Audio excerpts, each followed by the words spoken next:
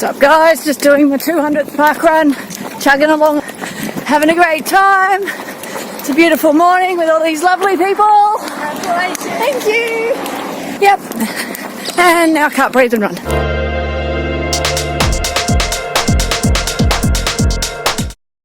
Hi guys, it's Trish here from the Running Duck Effect. This morning I ran my 200th park run and that was really exciting for me. It was 7 years ago that parkrun started here locally, and 7 years ago that I first covered a 5k distance. I didn't run at all, I walked most of it, and it was quite daunting that first time, but I got it done and I kept with it, and I've got lots of plans for running in the future. Just coming in across the finish line now. And that's it, 200. Running out there this morning got me thinking about the mistakes I made when I first started running and the things that I did that didn't make it easy for me. I made it a little bit difficult for myself, and so I came up with a couple of tips that I'd like to share with anyone out there who might be considering starting running, particularly if you're starting from a base of no exercise. When I started running, I'd done very little exercise. I was overweight, I was unfit, I had no strength in my legs or my body whatsoever. I had no core strength, and it was tough, and it is tough, but you just need to bear with it. On your marks, get set, go! So you want to start running? There's a few ways you can make it easier for yourself. Here's how. So one of the first things I would suggest that really helped me when I started running was to use an app. Download a free program or something to guide you to get you started running. Generally, these beginner programs start off with a walking component and a jogging component, and generally over 10, 12 weeks or so, the running gets more and the walking gets less. So I started with a program called the Couch to 5k program, which was a brilliant little piece of gear. Started quite simply with maybe 20 minutes of activity, and eventually you end up running more and walking less until you're running 5k. It involves about 3 runs a week.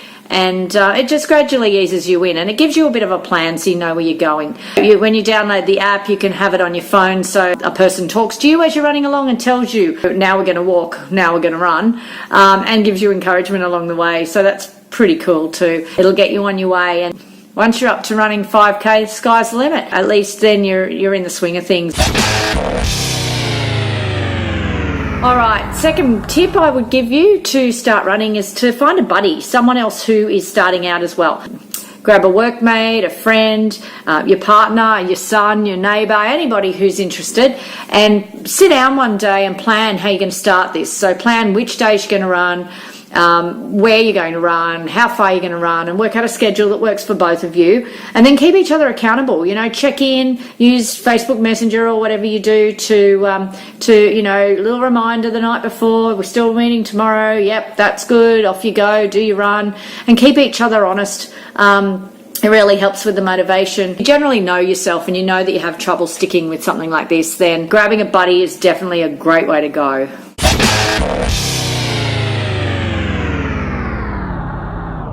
So another tip for beginner runners is to join your local parkrun.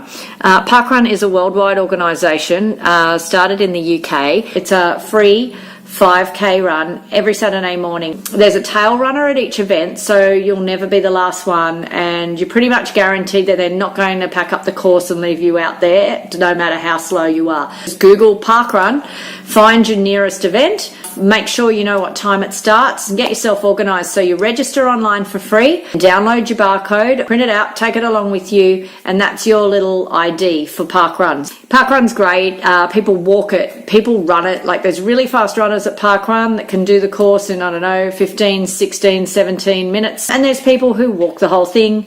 But yeah, it's fantastic. You see families out there at parkrun. Look, don't be daunted by the fact that it's got run in the name, because if you can't run a whole 5k, it doesn't matter. It's really worth going. It gets you into a bit of a community groove. You can volunteer at parkrun. Parkrun's obviously a great choice for people if you've got one nearby. And the other thing about parkrun that's lovely too is you can take it with you when you travel. If we're in Brisbane, we head down to Melbourne for the weekend, we can do the parkrun down there. Or if you go overseas, you can do a parkrun in Europe or in the UK or wherever you are. Just get online and Google it all out and work out where you've got to be for your parkrun, because it's a bit addictive.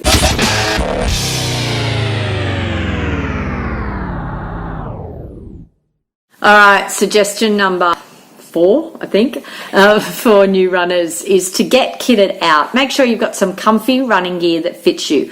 You don't need name brands, you don't need labels, but you really need to have clothes that are going to stay on you. So you don't want, shorts that are loose and you've got to sort of hang on to as you're running along. And you also want to feel comfortable to be yourself and to run. Well-fitting underwear is a great tip for new runners.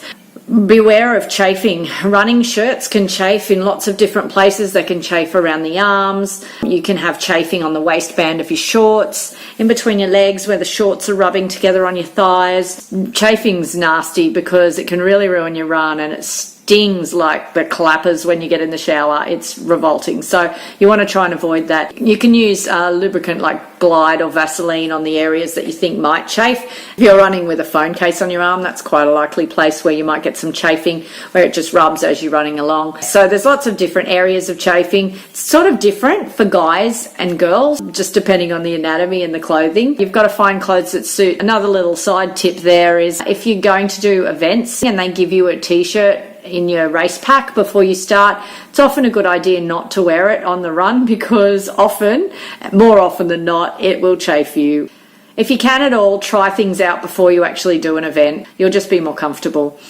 You don't need a lot of gear. One of the mistakes people make is to say, oh, I'm going to start running because it's cheap. All I need to do is head out the door. You need to have a few bits and pieces to make it comfortable for you. Can't speak highly enough of the importance of a decent running bra for women. It's a good idea to go and get fitted. You've got to keep the girls in check, keep everything comfortable. The less bounce, the better. You don't want to be out there and have people watching you bouncing along. But more often than not, it causes pain and chafing for you as well if you're not properly restrained in that area. So yeah, it's definitely worth investing in a decent running bra or two. You'll also need a hat, of course, or a buff to keep your hair out of the way, and sunscreen. Please, please, please don't forget the sunscreen. So many runners I know are getting skin cancers now, cut out. Also, another thing I'd recommend is decent sports socks. For years we've just run in cheap socks, and that's great. Didn't really give us any problems, but it wasn't until we put on some proper running socks that we bought at an event expo that we realised the difference. They really do make a difference, particularly if you're starting to get into the longer distances. As a beginner runner, anything that's going to make it easier on your feet, on your legs, on your body, you got to go with. And don't get in the mindset of, I did this when I started running, I'm not a real runner, I'm just starting out, so I'm just going to chuck on any old thing, because then you suffer. You chafe, you get uncomfortable, things might fall off your shoulder as you're running along and they're annoying, all that stuff. So try and eliminate all of that resistance to make it easier for you to get out every day and do what you have to do to continue this new habit that you've just started.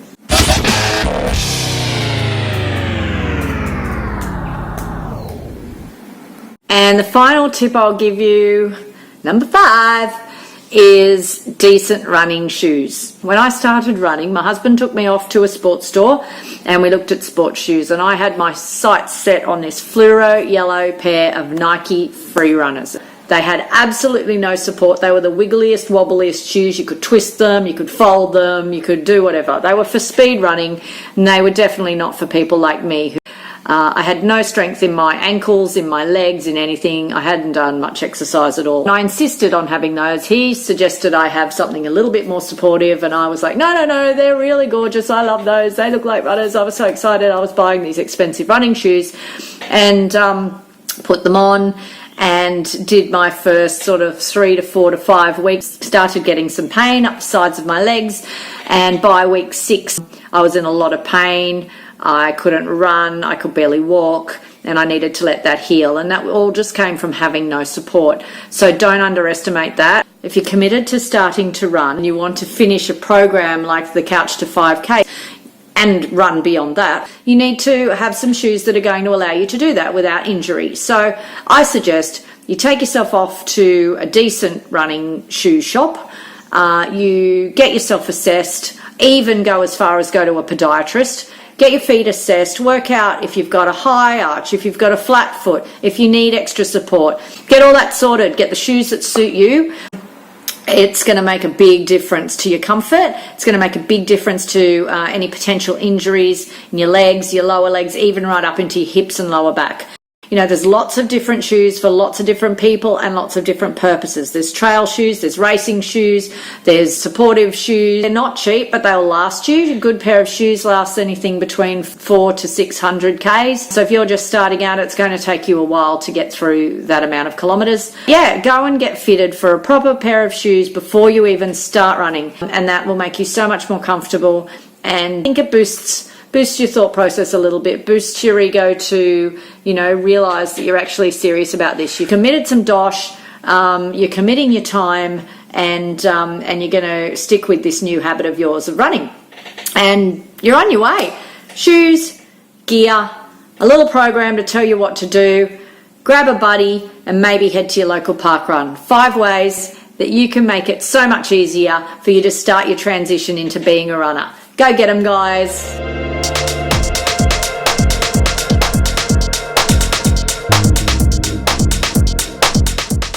All right, I'm here with the lovely Shona. We've just finished a trail run and she's about to tell us her tip for beginner runners. What do you reckon, Shona? What do they need to know? It's not about how fast you can go, it's about the fact that you're actually doing it. That's right, and here we are doing it.